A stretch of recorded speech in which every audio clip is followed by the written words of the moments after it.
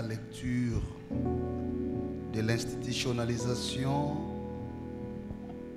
du mariage ainsi que les recommandations y afférentes. Et bénis également l'exhortation qui va nous être communiquée en ton nom. Nous avons ainsi prié. Amen. Nous prenons nos Bibles. Pendant que nous sommes debout, nous allons lire l'institution ainsi que les instructions relatives au mariage. Et immédiatement après, nous allons prendre notre texte d'exhortation. Genèse chapitre 2. Le texte est connu dans les cadres de l'institutionnalisation ou l'institution du mariage.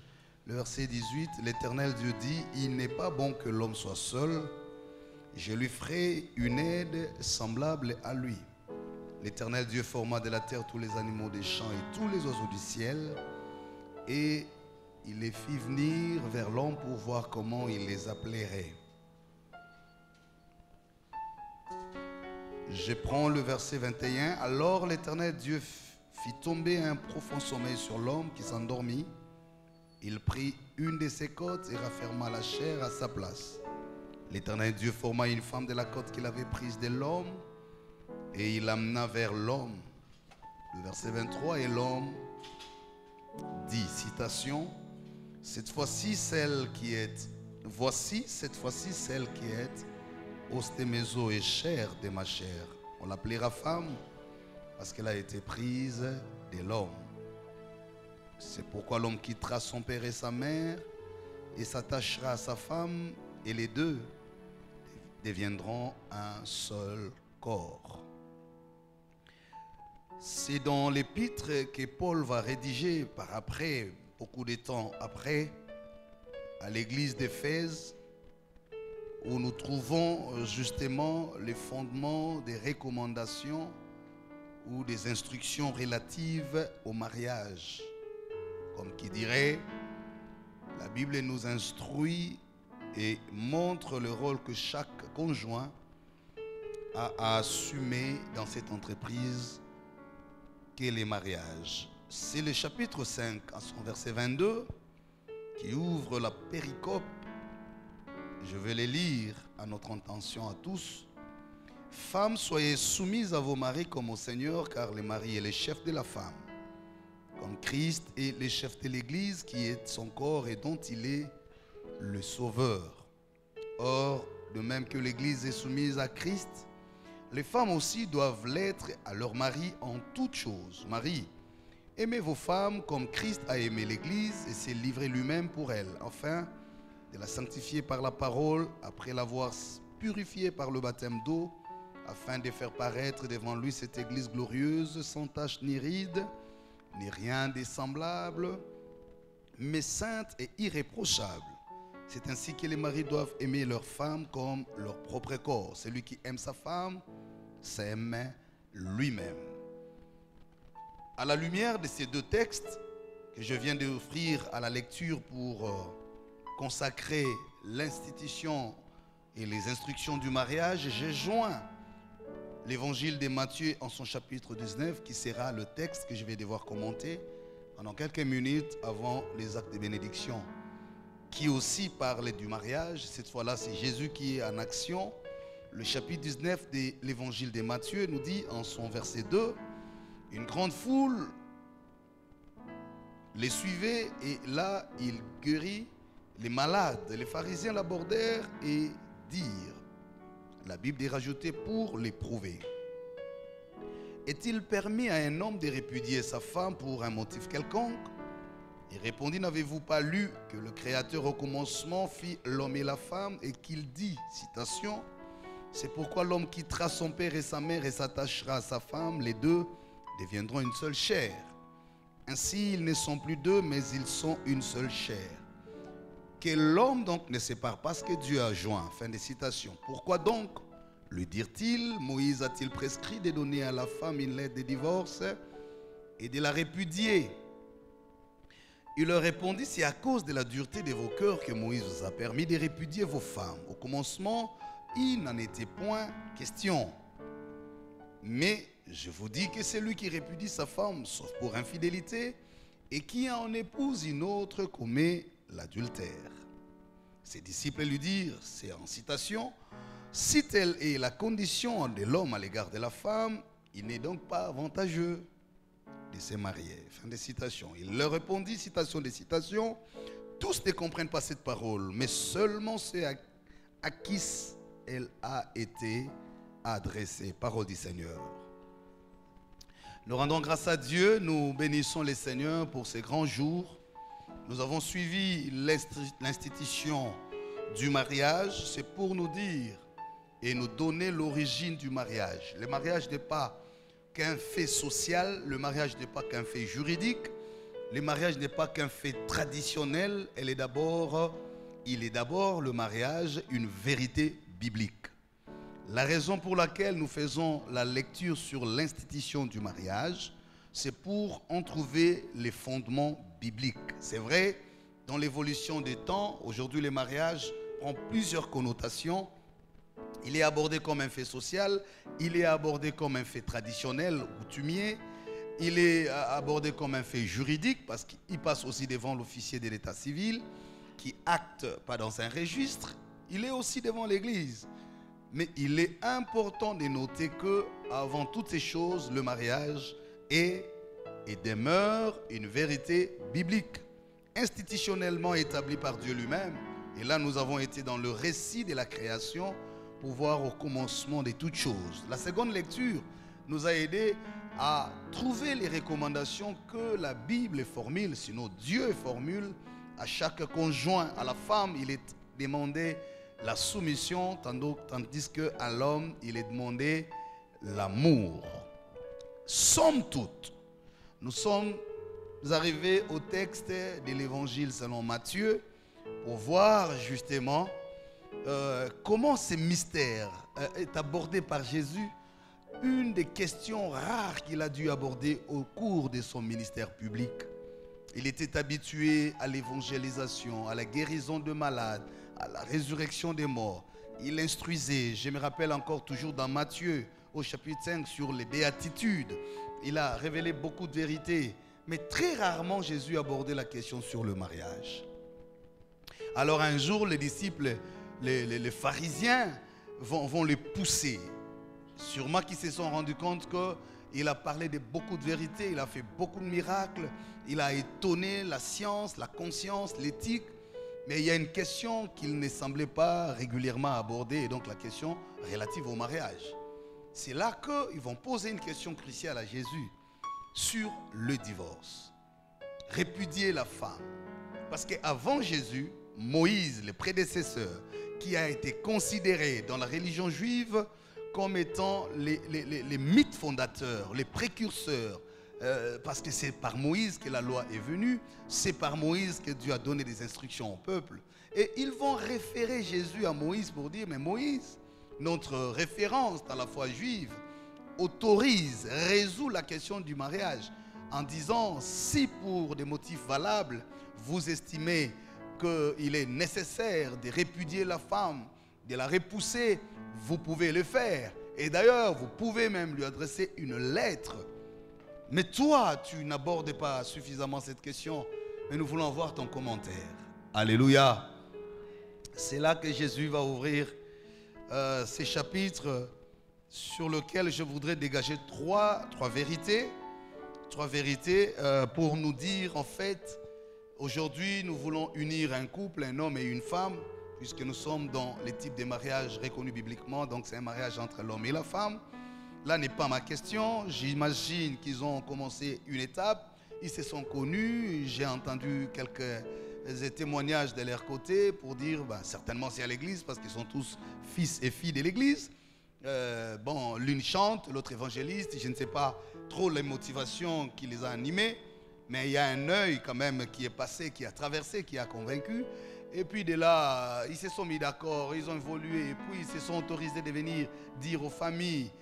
Puis après les familles, après nous allons faire ceci, c'est l'officialisation, c'est la dot. Aujourd'hui, nous voulons les unir. Ma question, jusqu'à quand cette union demeurera? C'est ça ma question de ce soir avant de les unir. Qui va me donner cette réponse? Je ne le sais pas. Jusqu'à quand cette union demeurera?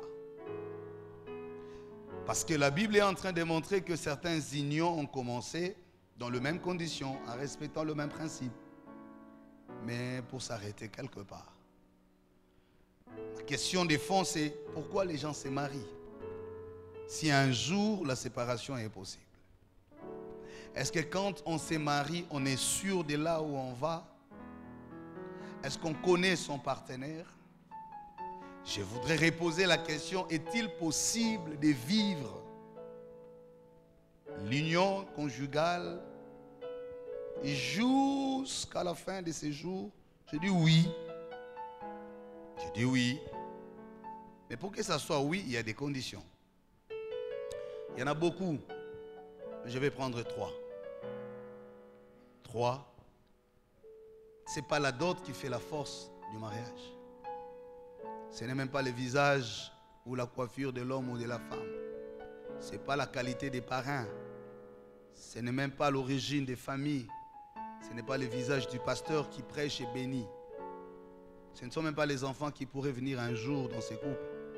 Ce n'est pas l'argent, ni la disette, ni l'abondance. Les choses ne se passent pas là. Parce qu'on a vu des gens s'unir avec pompe, joie, fête, beaucoup de prières. Mais après, on vous dit, est-ce que Moïse n'avait-il pas raison? Est-ce que Moïse n'avait-il pas raison de répudier? Quand on arrive devant des raisons fondées, où on ne se sent plus dans la chose, où les raisons qui ont motivé avant ne sont plus, et surtout si on s'est trompé dans son jugement. Quand au départ on pensait que c'est cette personne-là, femme ou homme, qui serait la porte du bonheur de ma vie. Surtout que la vie de l'homme est dans une évolution. On est jeune, on est enfant, on grandit. Quand on est étudiant, on a des aspirations des étudiants, on a les problèmes des étudiants, on a les défis des étudiants, on a aussi les priorités des étudiants. Un syllabus, lire et lire un cours, passer du temps à discuter sous les arbres, ça s'apparente à un intérêt majeur. Mais quand on passe cette étape, on est devant d'autres défis qui n'ont rien à voir avec les syllabus, avec les sous l'arbre de l'église. On commence à se re-questionner. Parfois, quand on est jeune, on a la préoccupation de la jeunesse aussi. On se contente de certaines choses. Il suffit d'avoir sa belle coiffure, son parfum, c'est déjà important. Il suffit de discuter 10 minutes, on est sur WhatsApp. On dit, bon, oh non, celui-là, il me rend heureux. Parce qu'on parle bien. Mais quand les contextes changent, parce que tout est en dynamique, on se trouve devant d'autres défis. On se pose des questions. Ai-je fait les bons choix? Si nous nous tenons aujourd'hui pour représenter Dieu dans cet office, c'est pour dire, nous n'unissons pas pour diviser demain. Mais il y a des préalables pour que cela n'arrive pas. Le premier, c'est la réponse que cache la sagesse de Jésus à la question de savoir, est-il permis de répudier? J'aime Jésus qui dit, il réfère au commencement. Il dit au commencement. C'est-à-dire avant le problème, avant la raison ou les torts, avant l'intérêt ou les soucis. La raison primordiale qui a milité à ce qu'il existe le mariage. C'est ça la première force d'un couple. Et cette raison, c'est quoi? Dieu a créé une femme pour un homme. Et quand vous revenez en Genèse où j'ai lu, vous trouvez que Dieu a créé la femme pour être une aide pour l'homme. Une aide suppose celui qui vient compléter, celui qui vient accomplir avec l'autre. Première vérité, si vous voulez que votre couple demeure longtemps, parce que je pense que vous êtes venu pour que vous ayez un couple qui restera longtemps couple. Oubliez tout.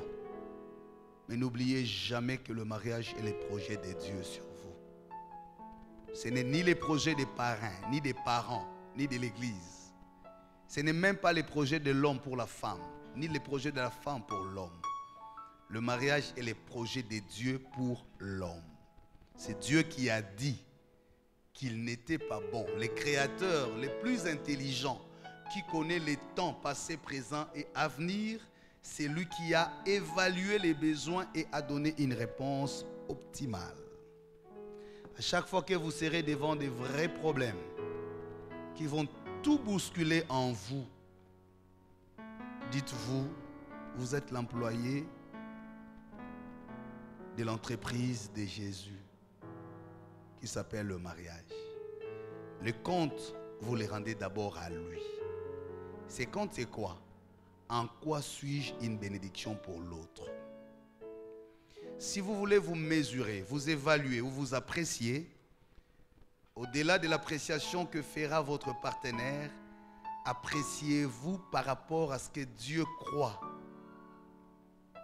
de votre rôle aux côtés de l'autre.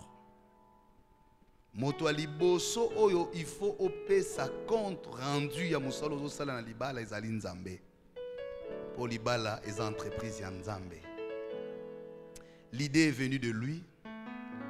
L'organisation est établie par lui. Les conditions sont fixées par lui. Les recommandations sont données par lui. Donc, maman, madame, il y a beaucoup de femmes meilleures que toi, intelligentes, riches, tout ce que tu veux. La seule raison qui fait que tu sois femme de cet homme, c'est que Dieu croit que tu vas jouer un rôle que personne d'autre ne saura jouer. Et les jours où tu cesses de le faire, tu arrêtes l'utilité de ta présence à ses côtés. Messieurs, il y a des gens bien intelligents, forts, puissants, riches, qui pouvaient aussi prendre cette femme pour épouse. La seule raison qui fait qu'aujourd'hui, ça soit vous, pas d'autres, ce n'est pas parce que vous avez gagné. Je vois parfois les gens faire ça.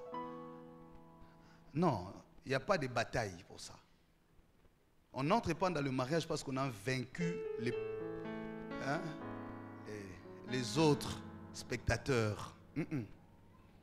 Parce que jusque-là, le ciel croit que vous êtes le seul à jouer un rôle que personne d'autre ne saura jouer pour l'accomplissement du destin commun.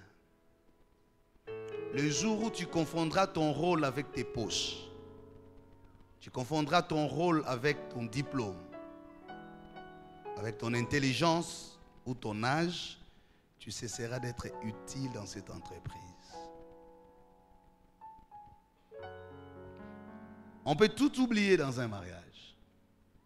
La seule raison, ce n'est pas parce qu'elle te donnera beaucoup d'enfants. Il y a des couples à qui Dieu n'a pas donné d'enfants et qui sont très heureux que les couples avec beaucoup d'enfants. Je ne suis pas en train de penser qu'on ne vous donnera pas d'enfants. Ce n'est pas parce que vous aurez beaucoup d'argent. Il y a des couples qui ont beaucoup d'argent et qui ne sont même pas heureux que des couples qui ont à peine un pain sec à manger. Le bonheur n'est ni dans l'argent, ni dans les enfants, ni dans le je t'aime de chaque matin et soir, ni dans les moussaka qu'on va te préparer. Le bonheur, c'est quand chacun sait ce qu'il doit faire pour l'autre. Et quand il est fait avec joie. Je peux même arrêter par là.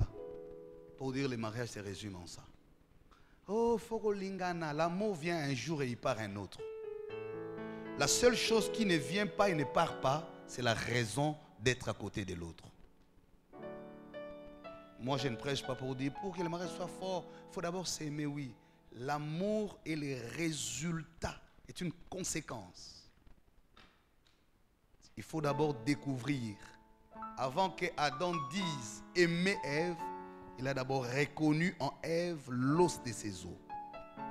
L'identification de la personne convenable pour la réalisation du destin collectif. Si vous échouez dans cette identification, vous prenez ce qu'il ne fallait pas prendre, même si vous embellissez les choses, il y aura toujours un vide. Et ce vide finira par transparaître. Chacun de vous doit savoir pourquoi il est à côté de l'autre.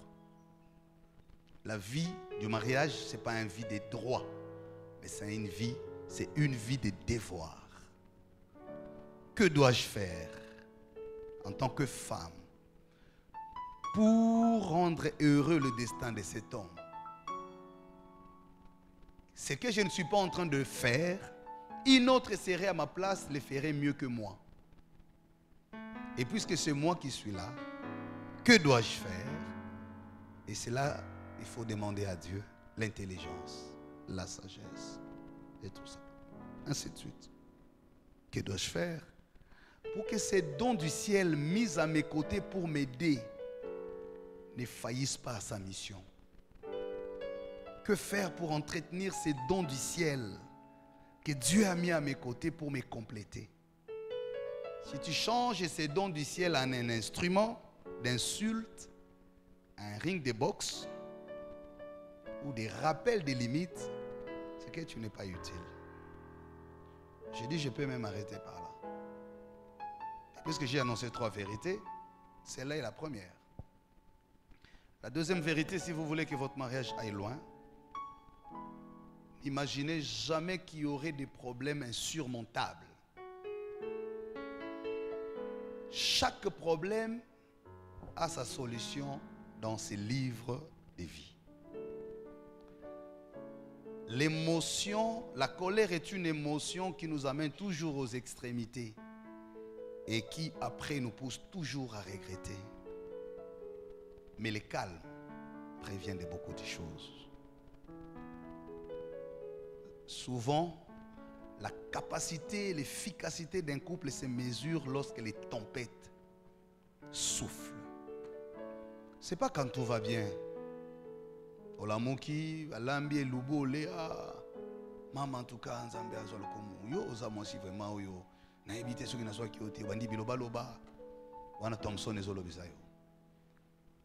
Et c'est quand il y a des problèmes, le premier réflexe, le première réaction, c'est qu'il y a un problème. Moussousou, d'ailleurs, Koutou, non que ça la bouille, c'est qu'il y a un autre problème. Le secret, aucun problème, la Bible le dit, aucun joug sera supérieur à votre foi. Quand il arrivera, parce que ça arrivera, un problème ou un autre, le calme prévient de tout. N'agissez pas dans la précipitation et sous l'émotion, surtout pas celle de la colère. Prenez toujours le temps. Mais le secret dans ça, c'est quoi? Prenez toujours le temps de se mettre à la place de l'autre. Si c'était moi qui avais fait ça, qu'est-ce que j'aurais pu attendre de l'autre? À chaque fois que l'un te fait du mal, au lieu de réagir par rapport au mal, mais prends la posture de celui qui commet le mal et pose-toi la question. Si c'était moi qui avais commis ça, qu'est-ce que j'aurais bien voulu qu'on fasse? Et là, tu sentiras ton cœur apaisé et le pardon devient facile. Ce qui empêche le pardon, c'est quand on regarde toujours l'autre comme l'enfer. C'est à cause de lui. Et c'est ce qui se passe en Genèse chapitre 3. Voilà comment le premier couple s'est détruit. Parce qu'aujourd'hui, on pense que l'échec des couples, c'est seulement l'adultère, les vols, l'argent. Non. Le premier couple ici n'a pas un problème d'adultère. Mbandazate na jardin d'Éden. Mais vous savez qu'est-ce qui a détruit les couples? Manque de maîtrise. Quand il y a un problème, vous vous rendez rendu compte que vous avez déjà mangé les fruits. Dieu pose la question simple. Pourquoi as-tu mangé? Première réaction, la femme que tu as mise à mes côtés. Accusation bandi. Regret bandi.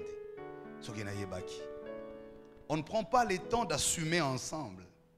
Chacun veut se sauver et laisser les navires s'écrouler. Mais le mariage s'écroule parce que chacun veut se sauver. Personne ne veut assumer. qu'un couple n'ait pas d'enfants, 5 ans, 10 ans, c'est la famille qui vient, c'est l'église qui commence avec des prophéties. Après, c'est la femme qui est la sorcière, sinon c'est la grand-mère. Après, ça se mêle. Personne ne veut assumer. Un problème arrive dans un mariage, il y avait un travail. C'est toujours quand il y a des problèmes qu'on commence à identifier les sorciers. Qu'on commence à identifier le regret. Si je savais. C'est d'ailleurs, relation libosée avec la madame, tout, comme s'il existait dans la vie une relation parfaite. Elle n'existait pas. Est-ce que vous m'entendez bien? Madame, vous m'entendez bien? Il faut entendre ce que j'ai dit. Donc, à chaque fois qu'il y aura un problème, commencez par avoir un calme et dites-vous, aucun problème n'est au-dessus de notre foi. Et apprenez à aborder les choses froidement.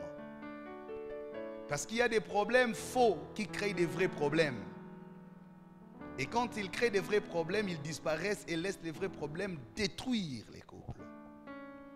J'appelle les faux vrais problèmes. Et quand vous les entretenez mal, vous les mettez dans les tiroirs, ça grandit. Quand ça explose, vous ne saurez plus les gérer. Donc la gestion des problèmes dans les couples. On a vu des gens se dire, bébé, je t'aime, mon poussin, tout ça. Quand il faut toi, tu es un profil, quand il faut toi, tu es un lola. Mais après quelques temps, dit mauvais souvenir à Finangaza Mobaliwana. Pourquoi les gens en arrivent là? Justement parce qu'on n'a pas de maîtrise dans la gestion des problèmes. Comment transformer les problèmes en opportunités? Comment transformer vos difficultés en école de maturité? Comment faire de vos défis les lieux d'apprentissage d'ensemble? À chaque fois que chacun voudra rejeter la faute sur l'autre, vous n'irez pas loin. La dernière des choses, c'est toujours savoir apporter en termes de contribution. La première contribution était sentimentale, morale et spirituelle, mais la dernière contribution à laquelle j'ai fait allégeance, c'est la contribution matérielle. Aujourd'hui, beaucoup de couples sont en difficulté parce que soit c'est l'homme ou la femme qui dépend. Moi, je n'encourage toujours pas les couples dont l'homme ou la femme dépend de l'autre. Chacun doit travailler. Chacun doit produire. Chacun doit être une source qui produit d'une manière ou d'une autre. Et le tout, vous les mettez dans les rôles. Femme, soyez soumise. Même quand c'est toi qui produis, restez soumise. Même quand tu as raison, restez soumise. Même quand c'est toi qui vois mieux que l'autre, mais restez soumise. Messieurs, aimez. Aimer veut dire, quand tu fais quelque chose, fais-le avec cœur. Ne le fais pas pour qu'on dise à Salaki. Ne le fais pas pour rappeler demain. Ne le fais pas comme j'avais un ami, lui quand il achète les biscuits à sa femme, il écrit dans les cahiers et les jours et l'heure. Si vous foutez les salons à commune à cahier. Si vous soignez qui bimisa cahier, tel jour dans Salaki, tel autre jour, voilà les problèmes. C'est que tu ne les fais pas avec amour. Ce qu'on fait avec amour, on n'a pas besoin de les comptabiliser. Que Dieu bénisse sa parole.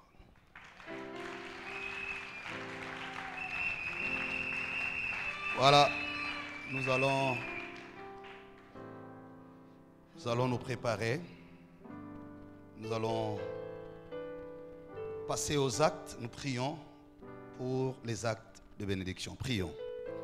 Seigneur, nous voulons passer aux actes de bénédiction nuptiale.